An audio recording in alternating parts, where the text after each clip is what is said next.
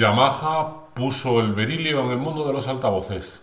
No es que Yamaha inventase el berilio, pero sí fue la primera a nivel comercial que implementó drivers de berilio y vaya si triunfó. Se vendieron NS1000 hasta la saciedad, uno de los altavoces más vendidos de la historia. Y eso que hay quien dice que Yamaha no hizo altavoces, vaya que sí los hizo. Además, algunos muy curiosos, como el GF1, googlear, o por ejemplo el ya mencionado, el NS1000, todo un hito, un Holy Grail, todavía se ven y carísimos, a pesar del tiempo que lleva en el mercado y a pesar de los muchos que se vendieron. Ya veréis los precios que tiene el NS1000 berilio. Y luego, por supuestísimo, otros fabricantes como Focal se han animado al uso del berilio. No es el único. Creo que también ScanSpeak hace algunas cosas con berilio. Rebel, que está integrada en el grupo Harman, también trabaja el berilio. Por cierto, Rebel tiene algunos altavoces bastante curiosos. Pero generalmente son pocos los fabricantes que se atreven con el berilio. El berilio además está acompañado últimamente de la fama negativa, peyorativa, de la toxicidad. Realmente no cuando se encuentra en este estado, en esta configuración, esto no es tóxico. Con lo cual, pero sí que es cierto que, por ejemplo, Yamaha cuando hizo las últimas NS5000, impresionantes, un altavoz impresionante, ya sabéis que le tengo muchísimo cariño a las NS5000, dijo que no iba a utilizar berilio y entonces optó por un material denominado Cylon, con Z e Y. Cylon le llamo yo, los tres drivers iguales, y decidió no utilizar berilio. Sin embargo, Focal creo que es de los fabricantes más conocidos que sigue apostando por el berilio. El berilio supuestamente es de los materiales que a nivel de ligereza, rigidez, permite extraer mejores características para el movimiento pistónico a nivel de distorsión y sobre todo la resonancia para el empleo de transductores. De ahí que Yamaha lo utilizase inicialmente y actualmente, como dije, por ejemplo, también JBL, las Everest, utiliza berilio en el transductor de agudos y así se utiliza en este transductor. Cuando Focal decidió hacer un auricular, lo hizo por la puerta grande. Focal decidió utilizar el berilio, pero no tomó el Twitter de berilio de alguno de los altavoces de la gama Utopía o Sopra, que ya sabéis son excelentes. No, lo que hizo fue crear un transductor propio para el auricular. No se trata de la cúpula que utiliza para el Twitter, sino que es un transductor específicamente diseñado para estos auriculares. Focal tiene una gama bastante extensa, tiene auriculares que además tienen un acabado y una confección impresionante. De hecho, los que se sitúan por debajo de estos, los Stelia creo que son, tienen ese nombre, no confundir con el Alfa Stelvio, ni con el puerto del Stelvio. Creo que tienen también un acabado en cuero color marrón, moca, preciosos, impresionante, pero creo, o también utiliza berilio, no sé, miradlo vosotros en Google. Pero el resto ya no utiliza berilio. En cambio, para este modelo sí. Cuero natural para el forrado de la parte superior, para el mullido, que además es sumamente generoso también, la parte inferior está revestida de este cuero. Las almohadillas también utilizan auténtico cuero natural y sobre todo utiliza también fibra de carbono. Pero volviendo al transductor. El transductor utiliza, como he dicho anteriormente, berilio para la membrana y se caracteriza por su ligereza, por la rapidez, por la dinámica, por la resonancia que está más allá del rango audible, y en este caso creo que Focal predica que baja hasta 5 Hz. Curiosamente, haciendo un off topic sobre esto, yo me planteo una cosa. ¿Cómo puede ser que un altavoz de 15 pulgadas o 18 pulgadas, bien grandote, de los que yo tengo a mano, no baje en el mejor de los casos de 25 Hz y en cambio uno con estas dimensiones puede llegar a 5 Hz? Sin duda es porque se trata de un transductor que está pensado para un auricular circunaural y además en un recinto abierto, con lo cual tiene más sensibilidad. Pero bien, a lo que vamos. La singularidad del Focal Utopía creo que es sin duda el berilio. No es un auricular complicado como pueden ser por ejemplo este otro que tengo a mano, que arrastra, no como otros que todavía son más complicados, pero sí que arrastra cierta fama de no valerle cualquier cosa, y es cierto, y así os puedo yo afirmar que es. Tiene una impedancia de 300 ohmios frente a la mucho más fácil de 80 ohmios del Focal. Evidentemente esto a la hora de elegir un amplificador de auriculares hace que la cosa sea mucho más sencilla. E incluso puede hacer que la balanza en un momento dado no sea tan a favor de uno o de otro. Os explico.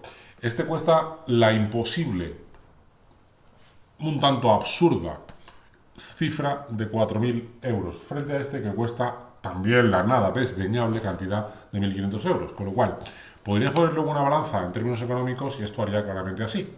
Sin embargo, si tienes en cuenta que a este hay que meterle más pasta para amplificarlo, entonces el equilibrio ya no es tan desigual, sino que se va poniendo las cosas un poco en su sitio. De todas formas, la ventaja es que hay para auriculares, para amplificación de auriculares, puedes, como en todo, en el audio, optar por cosas que son desmesuradas, prohibitivas, imposibles, cosas que tienen un precio más o menos razonable por lo que ofrecen, porque además son streamer, como por ejemplo ocurre con el excelentísimo, porque me encanta y hace una combinación brutal con esto, Naim Unity Atom Special Edition, Headphone Special Edition, un nombre imposible, pero así es, la edición especial del Unity Atom de Naim. O bien tienes productos que, por cierto, os recomiendo que le echéis un vistazo, como hi-fi. Y cuando digo que le echéis un vistazo es porque yo se lo he echado. Y es que quiero utilizar también el sistema de auriculares cuando voy de viaje, cuando no estoy en casa. Me gustaría hacer más uso de auriculares porque creo que esto los he tenido mucho tiempo sin prestarle atención y digo, bueno, pues esto realmente merece la pena utilizarlo. Y como no me puedo llevar todo el equipo a cuestas, lo que sí que puedo hacer es algún producto de reproducción de audio portátil que al mismo tiempo integre pues la posibilidad de tener un DAC, conectarlo al ordenador que siempre va conmigo allá donde voy, y al mismo tiempo pues ya tengo un sistema de equipo, un sistema de sonido muy bueno, portátil, y me lo llevo conmigo. Y para esto hi-fi ofrece una gama que es impresionante. Hay uno que le tengo echado el ojo, que parece que procede de la mitología escandinava, que digo, este aparato, este producto tiene un aspecto fabuloso. Bueno, pues bueno, esa es la gran ventaja que vamos a tener, por ejemplo, con un Focal, que yo creo que sin necesidad de echarle mucho dinero ya conseguimos que funcione bastante bien, como así he visto que ocurre, por ejemplo, utilizándolo, asociándolo a componentes de los que tengo en casa que sin ser dedicadas a la mera salida de auriculares, que con estos no va tan bien, en cambio con este va muy bien. La salida del Macintosh C52, el Yamaha C5000, que digo, tienen una salida de auriculares para cumplir, que con este a veces no cumple, en cambio con este van más que sobrados. Pero bien, ahí dejo este capítulo. A lo que iba. Comodidad. Tienen una comodidad irreprochable. Es verdad que son bastante más pesados que estos otros. Este es más pesado. Perdón. Este es más pesado. Eso es inequívoco. es algo que se siente y evidentemente una vez puesto la diferencia todavía se ve más notablemente. Es cierto que además este tiene una mayor rigidez, no sé si es por la fibra de carbono, por la morfología que este parece que se ciñe más. Sin embargo, eso también le atribuye una ventaja y es que a la hora de moverte, como por ejemplo me ocurre a mí si los estoy utilizando para trabajar, este mantiene mejor la compostura, no se te resbala tanto como en cambio este que es más flexible, más holgado y tiene cierta tendencia a resbalarse o a caerse. Con lo cual, este es más ligero, es bastante cómodo, este es más pesado pero también es muy cómodo y además lo sientes como más ceñido. He estado escuchando música durante lo máximo, creo que ha sido un periodo seguido de 2 horas y la verdad que no me ha llegado a molestar. Lo he sentido bastante cómodo, tiene un mullido bastante cómodo. De hecho, se ve que es bastante fácil de darle movilidad, o sea, de darle flexibilidad. Cede bastante fácil. Bueno, pues aquí queda el apartado del mollo, aquí queda el apartado del atractivo, de la calidad, de todo lo que queráis. Es sobresaliente. Por algo está considerado uno de los mejores del mundo, no en vano. ¿Y cómo suena? Pues cualquier topicazo que quieras utilizar sobre el berilio aplicado a los auriculares será cierto, porque suena así. Pues suena como sus propias características nos vende, rápido, dinámico, preciso, muy detallado, pero sobre todo, tiene un punch, tiene una pegada abajo que lo aparta sustancialmente del que es una referencia, que es este. El HD800S es un superventas de nivel de gama alta, porque evidentemente estamos hablando de un auricular de 1.500 euros. Este le duplica, no, tampoco le triplica el precio, pero es bastante más caro. Y se ha dicho que siempre viene a ser una referencia, el Sennheiser viene a ser una referencia como lo fue el 600, que es mucho más económico, es verdad, pero sin embargo se ve que hay un salto de calidad importante en la reproducción del grave. Es cierto que el grave, la pegada, el punch, la extensión, el carácter más redondito, está más lleno abajo, pero es evidente, es quizás lo más obvio. Es algo que puede ir en función de gustos. A mí particularmente es el tipo de grave que ya sabéis me satisface. Mi tendencia natural es altavoces de grave gordo, de buena pegada, que tengan slam, que tengan esa mala leche a la hora de golpear y por eso suelo decantarme como mínimo por 8 pulgadas en adelante. Mucho mejor 12 que 8 y por supuesto mucho mejor 15 que 8, que 10, que 12 y mucho mejor 18 que 15, que 12, que 10, etc. Bien, pero tiene ese tipo de grave, tiene el grave poderoso que apreciamos, por ejemplo, en unas JBL 4700. Es ese tipo de grave que en cambio no veo que esté presente en el HD800S. He escuchado otros auriculares de gama alta, de los de mucho dinero, de mucho precio, y me ha parecido que no estaba tan conseguido el grave. He visto alguno que tiene el grave más enfatizado. En concreto, creo que era el modelo LCD4 de Audis. Y en cambio, este lo he visto más limpito, más analítico. Tiene toda esa parte de la limpieza, la precisión que aprecio en el HD800S, pero este con más cuerpo. Quizás este tenga una curva un poco enfatizada en la zona del grave que no está presente en el otro, pero a mí particularmente lo hace más satisfactorio. El aspecto de la zona del extremo alto, todo lo que es la metalería, para que nos entendamos. A ver, he estado haciendo muchas pruebas y ahora aquí me quisiera centrar, aparte del disco Communiqué de los Dire Straits, el que me hizo ver que aquí hay un antes y un después y que realmente las diferencias están ahí y son obvias, ha sido en concreto el segundo tema del disco Crime of the Century de Supertramp. Ya sabéis que al principio está School es un tema que es muy complicado porque es denso a medida que va incrementándose la música. A partir del minuto 3, School se convierte en un tema ratonero, difícil, imposible, no es una grabación buena ni mucho menos. Y yo lo tengo vinilizado, que por cierto creo que es el mejor o la mejor copia del Supertramp, del Crime of the Century de Supertramp que tengo, es esa. Lo tengo en varias variantes, lo tengo en muchos, lo tengo incluso en versión UHQR. Y la que tengo, esa versión serie audiófila, por lo que sea, está grabada de forma tal que me encanta. Para mí tiene un punto que es perfecto. Lo grabé, lo vinilicé con el SM15 y con la cápsula Lyra Atlas, que es un bisturí. Y da un resultado de una copia, por decirlo de alguna forma, una versión nítida, lo más nítida que se puede dentro de ese tipo de grabación. Y claro, cuando lo escuchas con esto, te das cuenta de que hay un antes y un después. Como cuando empieza a complicarse la mezcla, se mantiene la capacidad de separar los metales. En concreto, en el canal izquierdo, cuando la canción empieza ya a volverse realmente compleja, sigue habiendo un toque de batería o de platillo, sigue habiendo una percusión metálica que muchas veces incluso no se percibe como tal. Yo recuerdo haber escuchado ese tema muchas veces y parece que ni siquiera hay distinciones, todo un tss, y aquí sí que es un tss, y se va manteniendo el ritmo y escuchas los metales golpear y aquí lo ves claro pero como el agua. Al mismo tiempo el grave se hace muy presente y hay un bajo eléctrico ahí todo el rato que va marcando el ritmo.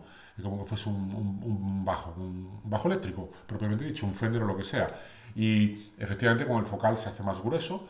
Si un equipo no está bien afinado, eso va a enturbiar todo. Si lo tienes bien ecualizado activa o pasivamente, o si está sonando sonido directo, como puede ser con el auricular, lo vas a escuchar mucho mejor. Y en este lo escuchas más plano, más delgado, y en cambio con el focal lo escuchas con voluptuosidad y al mismo todo arriba perfectamente plasmado. Nada se mueve fuera de su sitio.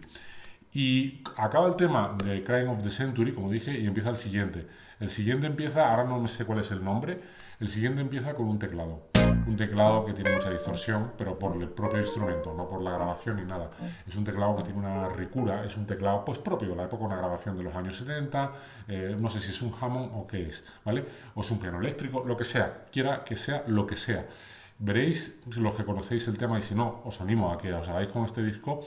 Como tiene una distorsión muy peculiar, muy característico, tiene mucha riqueza, tiene mucha personalidad musical. Y con el focal me quedé de esas pocas veces que ya dices tú, estoy escuchando algo diferente, algo que no estoy habituado por la densidad, por la palpabilidad, por cómo me lo trajo al presente, cómo le dio una especial envoltura, por la forma en que lo enfatizó sin enfatizarlo. Lo hizo más llamativo sin hacer que fuese el instrumento de Dios, sin darle un carácter irreal. Es el típico instrumento que venías escuchando hasta la fecha, pero hoy lo escuchas de forma distinta. Hoy lo vas a escuchar en alta definición. Aunque sea una grabación de los 70, es alta definición de los 70. Y entonces ves la distorsión del teclado, percibes más las inflexiones, y dices tú, hay que joderse con el focal Utopía. Esa es la sensación.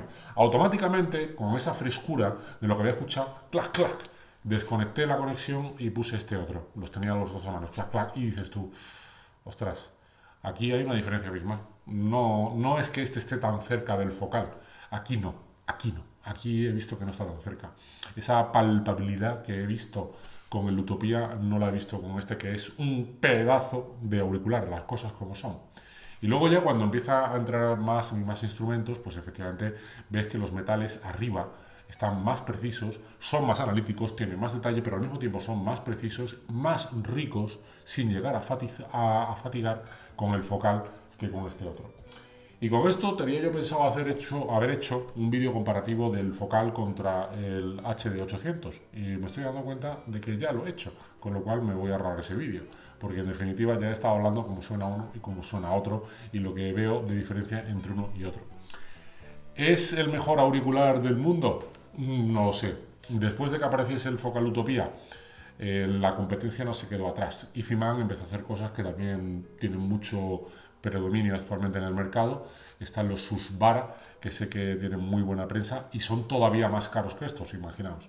Yo ya conocía Stax, había escuchado anteriormente Stax, tienen sus virtudes, pero son muy difíciles de amplificar y nunca he escuchado con un Stax, por lo menos los que yo he escuchado los modelos, no recuerdo el modelo cuál era, pero era un tope de gama y no me ha gustado tanto como me ha gustado esto. He escuchado el Audis, que anteriormente mencioné, creo que era una, si no recuerdo mal, fue el 4. Que tampoco hablamos de un modelo malo, ni mucho menos. He escuchado uno de los grandes de Fostex, buenísimo, modelo cerrado. Y lo que yo he escuchado en esta corta experiencia que tengo, la verdad, no puedo decir que sea el mejor del mundo, porque eso son afirmaciones que quizás sean un poco excesivas. Sin duda, uno de los mejores lo será, pero a mí me parece una cosa un fuera de serie, me parece absolutamente un prodigio, es una cosa impresionante. El mismo razonamiento que hago con el HD800 lo vuelvo a hacer ahora con este focal. Y no creáis que es una exageración porque es la verdad. Dejando a un lado el hecho de que pierdes escena sonora y de que para mí sigue siendo música enlatada, que por cierto no veo que este pierda tanta escena sonora en relación con el HD800, que dicen que es el rey de la escena sonora. ¿Ve? Yo ahí tampoco veo que este se quede muy atrás, la verdad.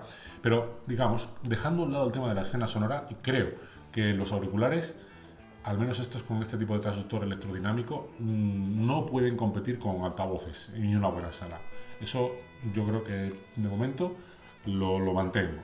No veo que tenga la espacialidad, que tenga la tridimensionalidad, la capacidad de separar planos que tengo con las JBL, con las Yamaha en la sala. No, eso es así. Pero dejando eso a un lado, que eso es obvio, yo creo que es un debate que no tiene mucho más recorrido por la obviedad, aunque respeto a quien pueda opinar de otra forma. Dejando eso a un lado, la realidad, y vuelvo a insistir en ello, es que los auriculares, por una fracción de precio de lo que puede ser un sistema de los realmente prohibitivos, nos ofrece algo muy cercano a lo prohibitivo en lo que se refiere a timbres, precisión, en lo que se refiere a rapidez, dinámica, por muchísimo menos dinero. Esa es la gran noticia, que puedes tocar la magia de lo máximo que ofrece la reproducción sonora invirtiendo muchísimo dinero. Este es un ejemplo de algo superlativo, pero es que tenemos cosas que, ya digo, son de un nivel económico, digamos, no tan superlativo, porque eso sigue siendo caro, y sin embargo, sin costar más que una fracción de lo que costaría un sistema de altísimo nivel de 50 o 60 mil euros, con un buen amplificador, con una fracción de ese precio te permite acceder a timbres, a detalles, a precisión, a análisis propios de un sistema de 50 o 60 mil euros. La verdad es que es así. Con lo cual yo creo que sí, que los auriculares no es que sean una alternativa, para muchos es una necesidad, sino que realmente es una posibilidad de acceder a lo máximo con un presupuesto mucho más reducido. De ahí la importancia que tienen. Y esto yo creo que es algo que para los audiófilos es muy buena noticia. Y aquí concluye la review de este excelentísimo auricular. Cuando lo escuché por vez primera me impactó y efectivamente sigue impactándome. Creo que es, de momento, lo mejor que he escuchado. De momento yo creo que es el mejor auricular que he escuchado, las cosas como son. Me encanta, me parece un fuera de serie. De verdad, realmente bueno. Me lo quedo, por cierto, este es mío.